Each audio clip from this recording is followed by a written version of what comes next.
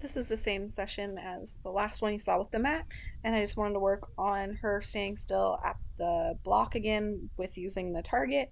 And I'm just going to use the neck rope, so I was trying to play with like, should I use this bridle? Should I use a halter? Should I use no bridle? Like, what do I want to do? So I just kind of was playing with the neck rope a little bit. Um, and just kind of messing with that. I also had my handheld target and then obviously the stationary target. And so we just want to work on that a little bit and kind of see how she felt about me mounting when she didn't have anything really on her. And she's touching the cone there, so that looks great. She's staying nice and connected. She's taking her treat nicely. That looks awesome. So I just was kind of playing around, experimenting a little bit because I felt with the halter and with the bridle that maybe she didn't necessarily want to be there. And so I felt like without one, she would just walk away and not want to participate. So there I'm using my target and she's turning her head nicely to get the reinforcement. I'm just using that target again to just give her a place to focus on when she turns her head because sometimes she wants to be quick, but she looks really good right there. So I probably should be clicking reinforcing here because this looks awesome. She's nice and relaxed. Again, there's my target you can see, and then I'll feed her the reinforcement. She's a little fast with getting it, but really not too bad. Um, Not too bad at all. There, she's touching the stationary cone. Clicking reinforcement. I'm going to go on the other side. That looks really nice. So again, reinforcing from both sides. That was kind of the mistake I made in the last videos. I was just stuck on that one side. So I want to do both sides. There, I think she was just looking for reinforcement. That's fine. I'm fine with her kind of looking back and seeing what's going on. Um, I don't want her to do it many, many times, but she seems pretty relaxed. Like she doesn't really know what she's supposed to be doing here. So she's like, look at me touch the cone. Look at me do this. She hit her head straight and then she would come back and head straight, come back. So I really want to click her while her head is straight and then feed her. I don't want to click her while her head is turning or she's looking for food anyway. That looks really nice. So again, I'm clicking when her head's here or when she's touching that stationary target like there, and then I'll feed her. And usually like if she's bringing her head off to the left there, I'll go ahead and feed her on the right.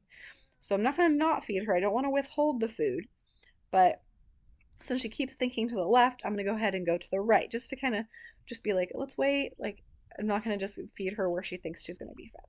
So I do like that she's looking for the food, but I don't want it to be like anxiety inducing to where she's like, where's the food? Where's the food?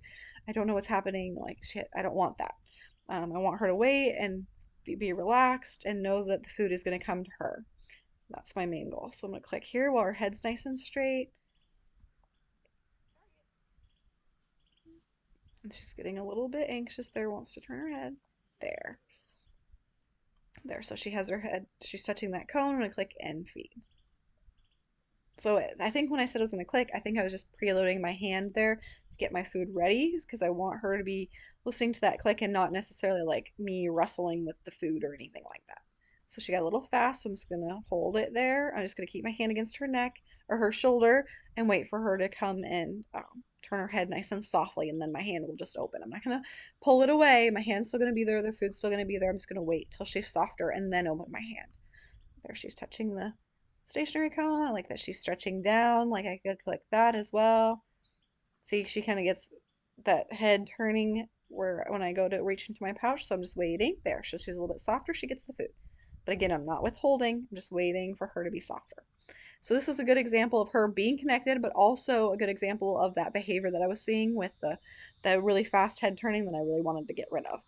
So that's a good, this is a good video of showing that because I don't want to show too many of these videos of me working on mounting. Obviously, I've already shown a lot, but I want to show the problem and kind of bigger steps on how I fixed it, and kind of what we're doing now, and not so much repetitiveness because I tend to do that, obviously with my training and hopefully not too much with the videos, but she looks really good. She's definitely like being reinforced enough. She wants to stand still. She's being present. We got ears flicking on and off of me.